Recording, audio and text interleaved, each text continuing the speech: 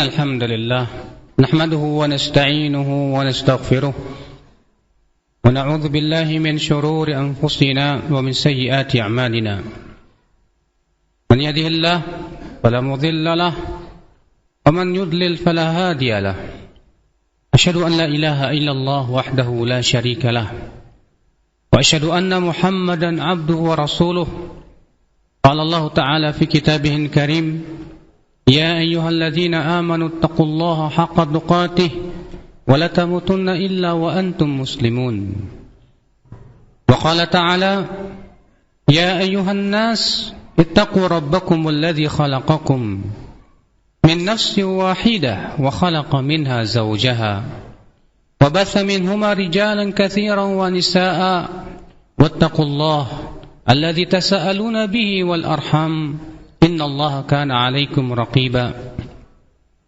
وقال تعالى يا أيها الذين آمنوا اتقوا الله وقولوا قولا سديدا يصلح لكم أعمالكم ويغفر لكم ذنوبكم ومن يطع الله ورسوله فقد فاز فوزا عظيما أما بعد فإن أصدق الحديث كتاب الله وخير الهدي هدي محمد صلى الله عليه وسلم وشر الأمور محدثاتها وكل محدثة بدعة وكل بدعة ضلالة وكل ضلالة في النار.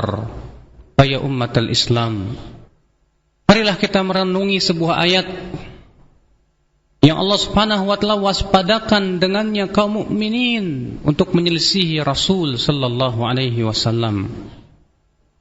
Allah mengatakan falyahdharil ladzina yukhalifuna an amrih an tusibahum fitnatun aw yusibahum adzabun alim. Hendaklah waspada orang-orang yang sengaja menyelisih perintah Rasul an tusibahum fitnah, untuk ditimpa fitnah, au yusibahum adzabun alim, atau ditimpa azab yang pedih. Dalam ayat ini ya akhwal Islam, terdapat ancaman dari Allah bagi siapa saja yang menyelisih perintah Rasul, yang menyelisih Rasulullah sallallahu alaihi wasallam. Bahwa orang yang sengaja menyelisih Rasul sallallahu alaihi wasallam diberikan dua pilihan saja, dan kedua-duanya pahit. Allah mengatakan antusibahum fitnah, mereka ditimpa fitnah. Apa yang dimaksud dengan fitnah di sini? Imam Ahmad mengatakan yang dimaksud dengan fitnah di sini yaitu syirik atau kufur, yaitu kafir. Seseorang, kata Imam Ahmad, sengaja dia menyelisih perintah Rasul, lalu Allah jadikan hatinya condong kepada kesyirikan atau kekafiran. Ini pilihan yang pertama. Atau pilihan yang kedua, au yusibahum adzabun alim, atau ditimpa azab yang pedih. Akhal Islam, yang pertama jelas lebih buruk daripada yang kedua. Seseorang yang dijadikan oleh Allah condong kepada kesyirikan, kekafiran, lalu ia wafat di atasnya, maka haram bagi dia neraka, haram bagi dia surga. Allah berfirman innahu may yusyrik billah faqad harramallahu alaihil jannah. Sesungguhnya orang yang mempersekutukan Allah, Allah haramkan bagi dia surga.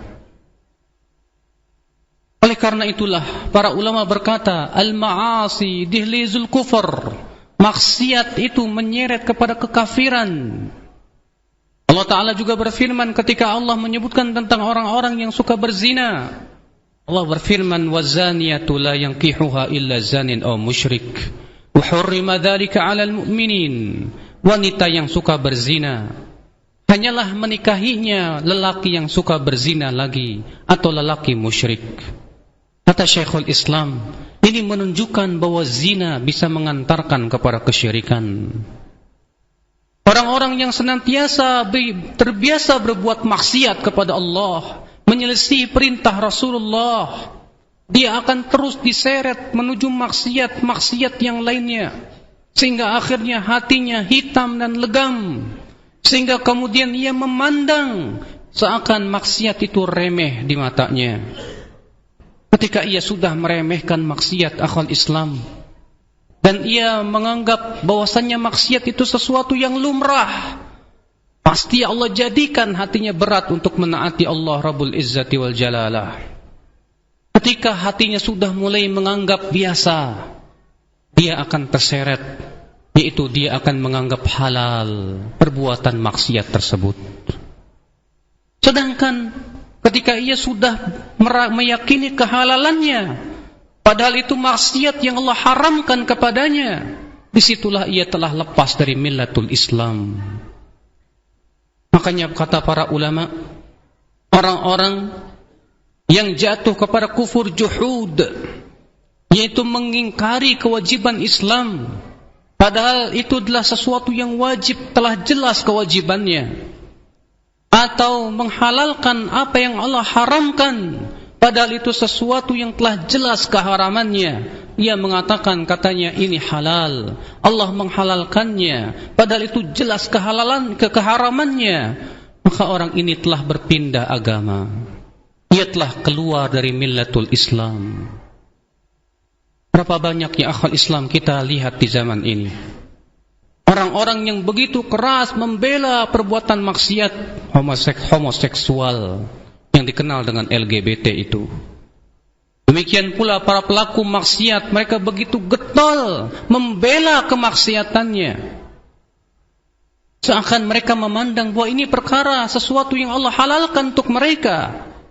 Bahkan di antara mereka dengan terang-terangan mengatakan bahwa itu sesuatu yang Allah sudah ridhai untuk mereka.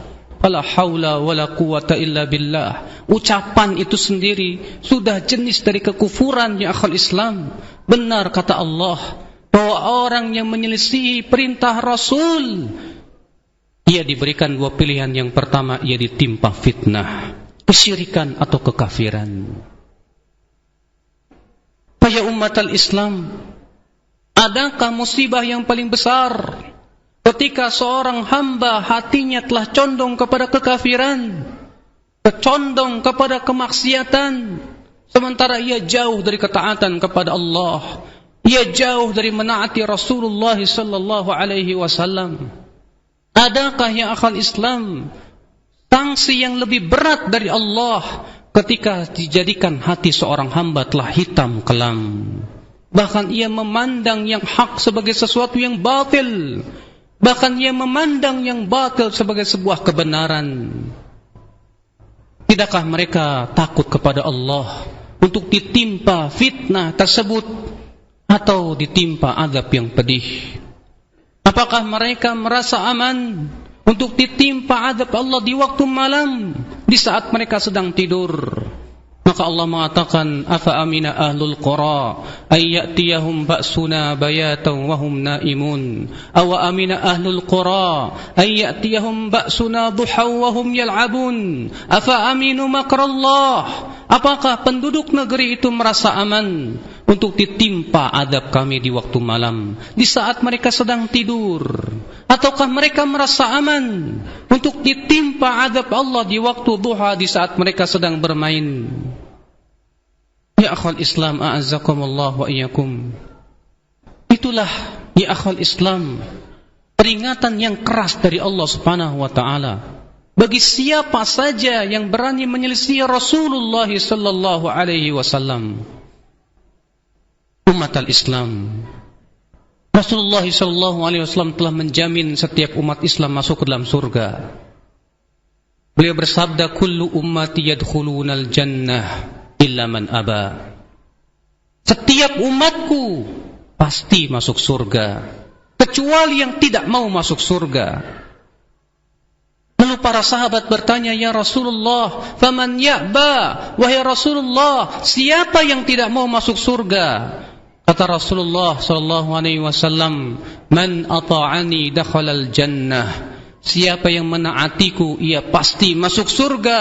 Wa man asani, tapi siapa yang memaksiatiku, faqad aba, ia tidak mau masuk ke dalam surga.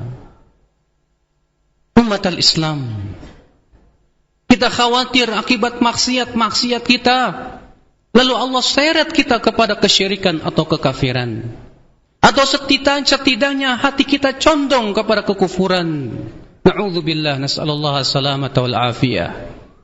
Berapa banyak ya akhi orang-orang yang wafat di atas su'ul khatimah akibat maksiat-maksiat yang ia telah lakukan. Berapa banyak ya akhwal Islam yang ketika hidupnya Masya Allah banyak ketaatannya, ternyata di akhir hayatnya ia wafat dalam keadaan su'ul khatimah akibat dosa-dosa yang ia lakukan. Itu semuanya ya akhwal Islam menunjukkan betapa maksiat itu ya akhi sangat tidak baik dalam kehidupan manusia. Maka dari itu kewajiban kita tiada lain adalah menaati Rasul sallallahu alaihi wasallam, tidak menyelisihi Rasul sallallahu alaihi wasallam, untuk senantiasa taslim kepada Allah dan Rasulnya. Allah berfirman, "Fala wa rabbik la yu'minuna hatta yuhakkimuka fima shajara bainahum, thumma la yajidu fi anfusihim harajan mimma qadaita wa yusallimu taslima." Tidak, demi Rabbmu, mereka tidak beriman. Sampai kapan? Sampai mereka menjadikan engkau wahai Muhammad sebagai hakim dalam perkara yang mereka perselisihkan. Kemudian mereka tidak mendapatkan dalam hati mereka rasa berat untuk menerima keputusanmu, dan mereka pun menyerahkan diri dengan sebenar-benarnya penyerahan. Umat al-Islam, kita agama Islam yang berasaskan kepada Islam, itu istislam, menyerahkan diri kepada Allah dan Rasulnya. Maka Islam artinya siap diatur oleh Allah dan Rasulnya. Maka ya akhwat Islam, sebaik-baik Muslim adalah yang sangat tunduk kepada Allah dan Rasulnya. Aqulu qawli hadha wa astaghfirullah li wa lakum. Alhamdulillah, wassalatu wassalamu ala Rasulillah nabiyina Muhammadin wa alihi wa sahbihi wa man walah. Asyhadu an la ilaha illallah wahdahu la syarika lah, wa asyhadu anna Muhammadan abduhu wa rasuluh. Ummatal Islam, sebagian pelaku dosa itu berkata, Allah sudah mentakdirkan kami seperti ini. Mereka mengatakan dengan hujah takdir, berarti Allah subhanahu wa ta'ala telah rela dengan perbuatan mereka. Subhanallah, sungguh ucapan mereka seperti yang diucapkan oleh kaum musyrikin di zaman Rasulullah, di mana orang musyrikin mengatakan, "Lau sya'allahu ma asyrakna." Kalau Allah kehendaki, kami tidak akan berbuat syirik. Kami berbuat syirik ini sudah kehendak Allah, kata mereka. Ini sudah sunnah kauniyah terhadap kami. La haula wala quwata illa billah. Betapa serupanya yang kemarin dengan yang sekarang. Mereka berhujah dengan takdir untuk membenarkan sebuah kemaksiatan. Kalaulah berhujah dengan takdir untuk membenarkan kemaksiatan, akan hancur syariat kita ya akhwal Islam. Jika berhujah dengan takdir itu dibenarkan ya akhi, barangkali peraturan tidak akan ada yang diikuti. Barangkali orang yang tidak mengikuti aturan lalu lintas, ia pun tidak boleh dihukum dengan alasan katanya sudah takdir, berarti Allah sudah sayang kepada saya. Mungkin hukum-hukum pidana pun juga tidak ada manfaatnya, hanya karena mengatakan ini sudah takdir katanya. Bahkan mungkin apabila datang pencuri kepadanya, lalu pencuri berkata kepadanya, ini sudah takdir, jadi ridholah anda dengan ketentuan Allah. Saya yakin dia tidak akan menerima ucapan pencuri itu. Lalu kenapa dia terima ucapannya tersebut? La haula wala quwata illa billah. Itulah ya akhwal Islam talbis iblis. Mereka berusaha untuk bagaimana supaya perbuatan maksiat itu menjadi halal, menjadi sesuatu yang dihalalkan, padahal telah jelas keharamannya dalam syariat kita. Innallaha malaikatahu yusalluna 'alan nabi. Ya ayyuhalladzina amanu sallu 'alaihi wa sallimu taslima. Allahumma salli 'ala Muhammad wa 'ala ali Muhammad kama sallaita 'ala Ibrahim wa 'ala ali Ibrahim innaka Hamidum Majid. Wa barik 'ala Muhammad wa 'ala ali Muhammad kama barakta 'ala Ibrahim wa 'ala ali Ibrahim innaka Hamidum Majid. اللهم اغفر للمسلمين والمسلمات والمؤمنين والمؤمنات الأحياء منهم والأموات إنك سميع قريب مجيب دعوات. اللهم اهدي يا رب العالمين شباب المسلمين، اهدي يا رب العالمين من عصاك، واغفر لنا ذنوبنا يا رب العالمين. اللهم أصلح ولاة أمورنا في هذا البلد، اللهم أصلح أحوال المسلمين في هذا البلد وفي سائر بلاد المسلمين يا رب العالمين. اللهم انصر المسلمين في كل مكان، اللهم انصر المجاهدين في كل مكان، اللهم أعز الإسلام والمسلمين. اللهم وتب علينا إنك أنت التواب الرحيم.